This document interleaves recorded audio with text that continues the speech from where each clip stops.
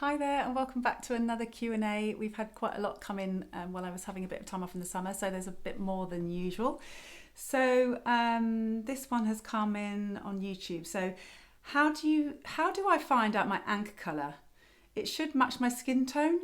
I really like black, navy, or just combine white with pastel colour. So it's a bit of a broken question, but to find your anchor colour, really, you first of all need to just decide. It really depends on what your work environment is, really, because the more professional your environment, the more classically corporate you need to look. You would normally have a core colour as navy or black, and generally speaking, black is quite harsh nowadays. I mean, maybe people might wear it if they're a lawyer and they go to court, but black often is very harsh, so navy tends to be a little bit softer. But your core colour really can be any colour, so you could have the main point of the core colour is to have it in lots of different items and accessories. So for example, that's why navy and black are the kind of staples, but you could equally now, especially now there's much more brown available, brown could be a core colour, camel can be a core colour.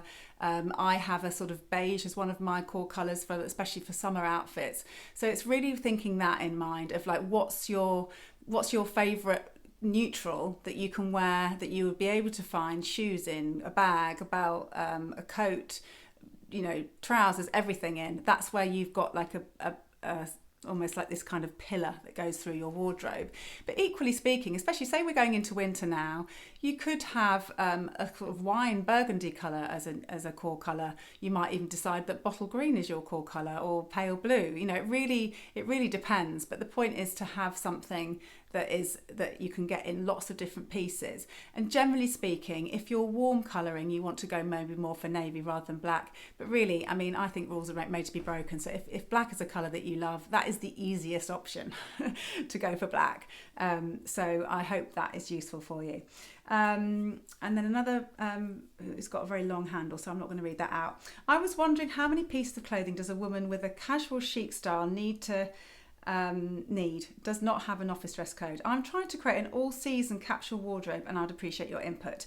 So, I am not one who is into this idea that everybody needs a certain thing. Everybody is so different. So I know that doesn't feel particularly helpful when you're asking me a question, but it really does depend, because what one person loves to have a very basic wardrobe with hardly any options, and somebody might have a very large wardrobe and love to have lots of options.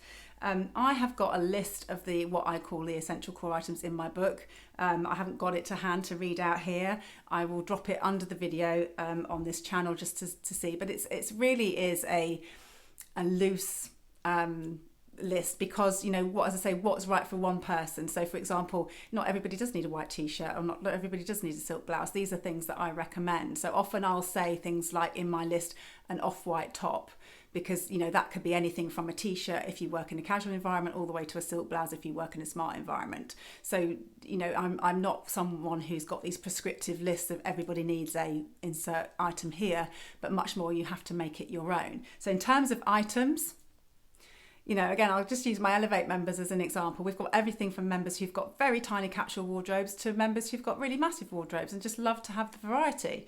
Now, they might be trying to scale it down a little bit with the trainings that we've got, but really it does depend on how much maintenance you want to do, how many options you want. So there is no one hard and fast rule. So I hope that was useful in some way.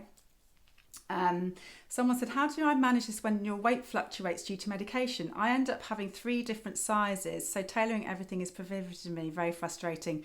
That's from Hannah. It is really frustrating. Unfortunately, there is not a lot you can do apart from having different items and really emphasising the fact that it's worth using, and I'm sure you do, fabrics with some stretch in them, because then you don't have to have so much variety. There's much more flexibility in each item. So if your trousers have got a stretchy waistband or an elasticated waistband, for example, you don't have to kind of buy a new size every time your weight fluctuates, and also just so much more comfortable. So it's really worth just making sure that your clothes have got a few sizes in them in each item, and you're not buying clothes that have got a very specific measurement on them that doesn't budge because the fabric's got absolutely no give in them. So that would be what I would be doing to manage it, is only choosing items that have at least got 1 or 2 sizes within the garment. And then we've got another one here from Ali saying, oh, this is a completely different one. How did you land in this career path? I'm very interested, but I have no idea where to start. So Ali, it's a fantastic career path. So I've been a stylist for 18 years. And I've had my style coaching membership business for 3 years. And I started out with the books of an amazing woman called Brenda Kinsell. If you can find them on Amazon. Unfortunately, she passed away a couple of years ago out of the blue. But she was my first business aspiration, really, where I found her books, because back then there wasn't any personal styling, it was all image consulting, and I was very much, I mean, it's weird how I've kind of come back round to talking about workwear, because at the time it was totally not at all what I was doing, and everything was very corporate, and I wanted to do personal styling. And I followed Brenda Kinsell, and I emailed her and went to a conference, and I did a lot of things with her, and she's a wonderful woman. And then the other person that I did all my training with, who I absolutely adore, is called Carla Mathis, and she has got a business called Style Core, and she works with her daughter-in-law Erin Mathis, and they do training, so you can do that. And I do recommend training because you get the confidence. So even if, and you know, a lot of the people I trained with were learning for themselves. So obviously I do mini trainings in my Elevate membership for people who want to learn for themselves. But some people love to go, 10 days deep and really learn all there is to learn. But you can do online virtual learning through Carla Mathis's company. So definitely check them out, and I'll put the email links below the video on the YouTube channel. And I think that's it. I think that's all the video, all the questions. So do keep them coming in. If you've got anything you'd like me to answer, let me know. And I look forward to seeing you soon. Have a great day.